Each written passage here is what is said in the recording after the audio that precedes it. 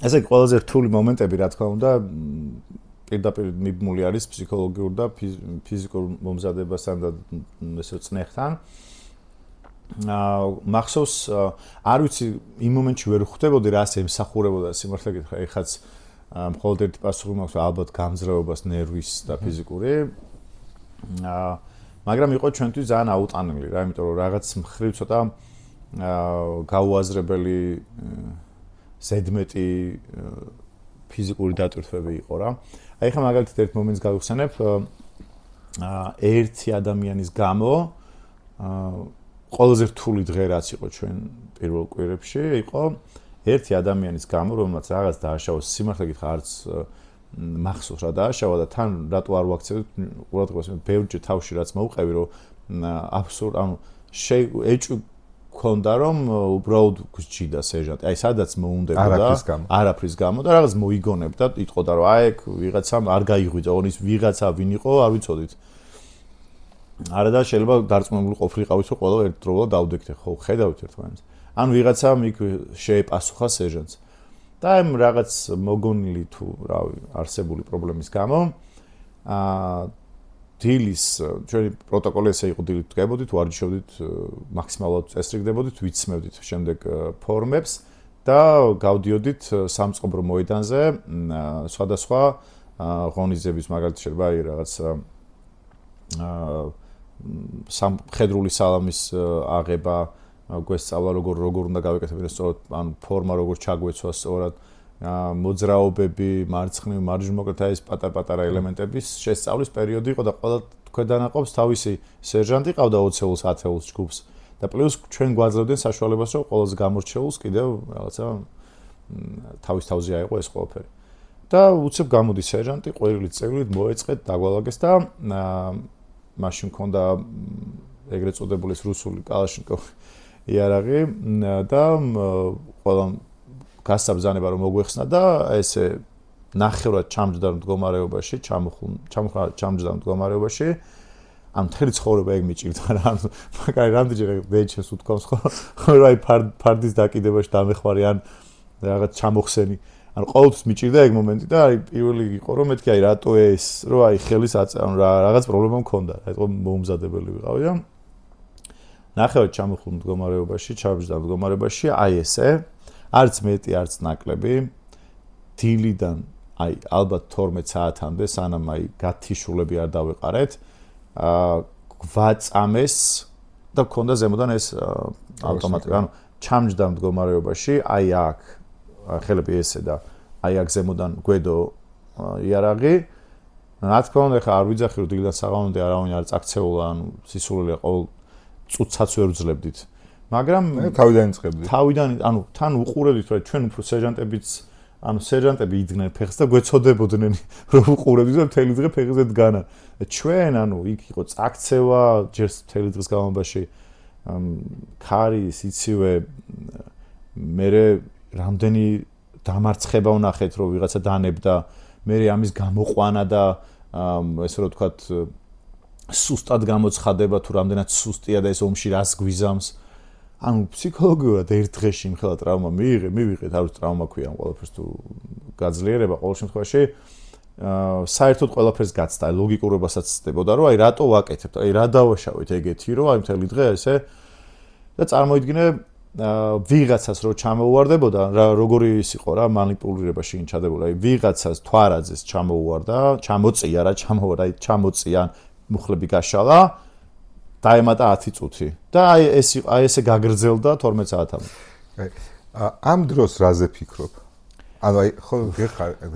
გეხარ, ანუ უძლებ, ვერ უძლებ. რაზე ფიქრობ საერთოდ? რა არის შენი ფიქრები?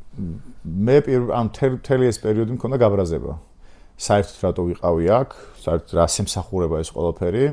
სხვაზე არ ვარ პასუხისმგებელი, ვირას ფიქრობ და არც გამოკითხვა არ ჩამიტარებია სიმართლე, არც მქონია სურვილი, მაგრამ ანუ რატო ვიყავი, რატო არ შეიძლებოდა სხვაგან ყოფილიყავი ამ დროს მესწავლა, ანუ სხვა პროფესია ამერჩია. ნეტა ეხა აი რო დავაგდო იარაღი და გავლახო ეს სერჟანტი რა იქნება, რას მიზამენ, დამიჭერენ. რა შეიძლება გადავერჩინეთ. ხო არ შეიძლება რაღაცა შევთავაზოთ, ანუ ბევრი აზრი იყო. ბოლოს საერთოდ გათიშვა მე რაღაც სამშობლოსათვის ალბათ ესე უძლებდნენ სხვაებიც ნეტა ვინმე იყო ესე დაჟჯირა ბევრი რაღაც აზმა გაიარა ჩვენში და ჩემში და საბოლოოდ არ ვიცი რა არ ვერ გეტყვით იმის მერე ეგეთ რაღაც არც გამიკეთებია და სხვაზეც არ დამიძალებია მაგრამ რაღაცნაირად თითქოს მთლიანობაში დასკვნა რომ დავდოთ მთლიანობაში მთელმა ქვედანაყოფმა სერჟანტებთან ერთად გავიმარჯვეთ რაღაცას ალბათ ჩვენ თავებზე ჩვენს გამძლეობაზე და ის ზღვარის გადალახვა რასაც ჩვენ ადამიანები ზოგადად ვცდილობთ და მან ძლიერდებით ჩემი წმენით ალბათ ეგ ზღვარი ძალიან შორ მანძილზე გადაგვალახინეს სერჟანტებმა და ალბათ ეგ არის რა შეიძლება მე ეს ვერ ვიგზენი შეიძლება ვერც ვგზნობ მაგრამ ცხოვრებაში ალბათ ძალიან ბევრ რამეზე გამომადგა რა და მე გამეორებულა კიდე დასჯის მეთოდი თუ უამრავი მაგდაგვარი ეს კონკრეტული ძალიან ისე მოდაში იყო სავარაუდოდ სხვა ხერხი არ ქონდათ უსაფრთხო რომ დავჟილიყავით მაგრამ იყო რაც შემდეგ ამოიღეს სხვათა შორის იყო თავზე ხელები თავიდან იყო იარაღი ანუ ავტომატი გეჭირა თავს ზემოთ იყავით ჩამჯდარი და ჩამჯდარი დადიოდი ანუ მუხლებ ანუ როგორ გითხრა ჩამჯდარი ფეხებზე დადიოდი კილომეტრობით მაგალითად ანუ შერეულად ეს ან მაქედან უკწანისის საწუთვნელი ბაზიდან კუმისის ტბამდე სიბრით ხო დავდიოდით და ესი ავსვართ ალბათ 1-5 ჯერ შერეულად სიარული იქ რაღაცა მერე დადგომა ხოხვაც მათ შორის მერე საუბრები სერჟანტის მზის გულზე ქარში თუ რატო აკეთებთ ამას და ანუ გააზრებ ანუ ყოველთვის იყო ის რომ ვიღაცამ რაღაც დააშავა და თქვენ ეხა ამისთვის ისჯებით და საერთოდ მე ბოლოს აი არავინ არ ფიქრობს დაღლაზე, ოფლზე, სუნზე იმ გადაყოლეფილ ფეხზე თუ დაზიანებულ მუხლზე არავინ აღარ ფიქრობს. ეხა ამ წუთას ფიქრობთ სხვათა შორის. გავიფიქრე რამოდენიმე ესეთი ეტაპი იყო, იქ იყო რაღაც სილიანი ქვიშით სიარული, ანუ ალბათ ქვიშიანი ტომრით იგულისხმება. სილიანი ქვიშია, ხო არა, ტომრებში გვიყრიდნენ, ანუ წონის მიხედვით ესე სასწორი იყო.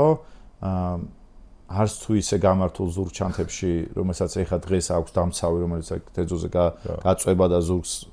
აბალანსებს წონას, მაშინ იყო პირდაპირ ეს აი ზურგჩანთები რაც არის ეხა არანაირი და პირდაპირ ზურგზე რო გედება, ჩაგვიყრიდნენ ქვიშას, სველს რა თქმა უნდა. ეს ქვიშა ზუსტად ინფორმაციას იღებდა რაც გქონდა პირველი საათის განმავლობაში და მე მთელი დღის განმავლობაში აი ესე სხვათა შორის ძალიან ბევრი ტრავმები მოქონდა ამ ყოფას, ვინც უძლებდა ალბათ გამძლეობა ემატებოდა. მახსოვს ძილის ესე იგი მე ვნახულობდი ვიდეოებში აი დავშად საზღვაო ქვეითები როგორ გადიოდნენ წვრთნებს ძილის გარეშე და ძილი თავი პრობლემა იქნებოდა, იმიტომ რომ ბალანს კარგავ შოკირებული ხარ. ეგ მომენტი მქონდა კოჯორში ავდიოდით თემი ეს მარშით ერთი ღამეს მოვყვები წანის საწვდომი ბაზიდან ტრანსპორტირებით თუ არა ფეხით ტრანსპორტირება ანუ ზურგჩანთაში ჩაგვიყრიდნენ ამ ქვიშა 1-2 ჯერ იყო ეგეთ რომ ქვიშა ჩაგვიყარეს ზურგჩანთებში ავედით კოჯორში ან ბოდიში მარშრუტს დავაზუსტებ კწანის სასწავლო ცენტრი კუმისის ტბა თელეთი გადაკვეთე გზა ავდივართ გზით კოჯორში ავდივართ ან მივდივართ ამ ტაბახმელაში მემორიალისაც არის მაქედან ავდივართ უკვე ზემოთ კოჯორში ავდივართ ეხლა სადაც არის გიორგი ანწუხელის სახელობის სერჟანტთა აკადემია მან და აეროდრომი იყო მან ჩავდივართ ქვემოთ ტყეში კიკეთსა და კოჯორს შორის და ესე იგი ორჯერ ვიყავით უბრალოდ ავედით და ჩამოვედით დაახლოებით 3 ჯერ უკვე ქვიშის გარეშე მაგრამ მთლიანი აღჭურვილობით ავიდოდით ზამთარი იყო თან თოვლი აქ თუ არ იყო თოვლი იქეთ თოვლი იყო აქ არ იყო და მახსოვს უბრალოდ ავედით ერთხელ გავშალეთ ერთკაციანი კარვები ქონდა მაშინ რაღაც ამერიკული კარვები იყო გამოფრებული გავშალეთ მე სერჟანტმა გითხრა რომ კარვები დაკეცეთ და უბრალოდ ან დასაფენით პარალონზე ხო? პარალონზე ძირსაგებზე ან დაიძინეთ და ანუ თავი იყო დაგვეძინა და ანუ მართლა გვაგვიძებდნენ რამოდენიმე საათში, ალბათ 1-ში, 2-ში, უკვე ზემოდან გადმოთოვლილი რო ქონდა, გათიშულები რა, უაღრესად, უკიდურესად დაღლილები. და მახსოვს ერთ-ერთ წამოსვლაზე, ანუ ნერვებზე თამაში იყო, რა თქმა უნდა. ამ დროს ქონდა რა, ანუ ამერიკული საკვები ქონდა, წარმოიდგინე, მშრალი გლუქა, მაშინ თავის შეფუთვაში, M&M-ი, რაღაც თუ იმას მანამდე არ ქონდა ეს გასიჯული, ჩვენ ქონდაში, ანუ ამაში. წარმოიდგინე პროტეინით სავსე საკვები, გაცხელების საშუალებით, როგორც ვიცით ახლა, ეგრეთ წოდებული MRI რაც არის რა. და სხვა ნომრებით ვიცოდით უკვე რა ხდება. ხო არა, რა იყო? ალბათ საქონლის ხორცი. ლობიო და საქონლის ხორცი. ნუ ყველაზე ესე ძლიერი პროტეინი რაც იყო ხოლმე და მაშინ მახსოვს ზემოთ ასვლაზე არაფერი, ქვემოთ უკვე თელეთთან უნდა ჩამოსულიყავით და სერჟანტმა გაგვაჩერა და აი დედასპიცა ვარ მართლა გეუბნები,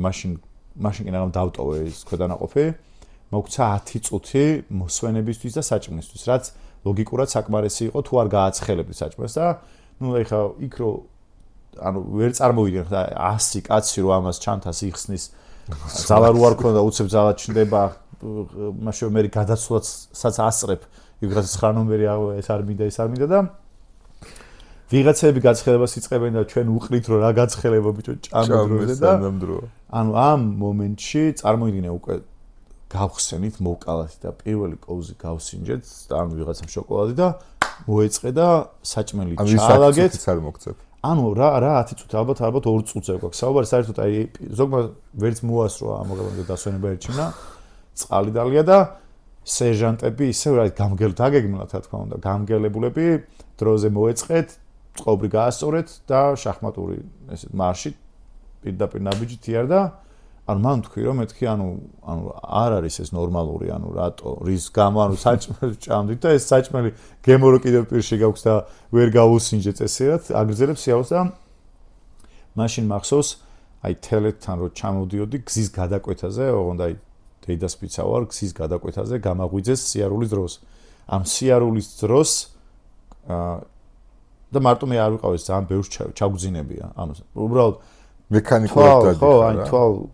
თვალები ღია გაქვს რა თქმა უნდა ხედავ ყველაფერს ალბათ უბრალოდ რაღაც გონება სძინავს რა და ანუ ის მაქსიმალურად ტვინი აკონტროლებს რაღაც არ გადავარდე არ ჩამორჩე რაღაც დისტანციასაც იჭერს უბრალოდ მე არ მახსოვს არაფერი დარწმუნებული ვარ რომ ეძინა და მე როცა ამას განმარტავთ ხოლმე ესე რომ ვთქვათ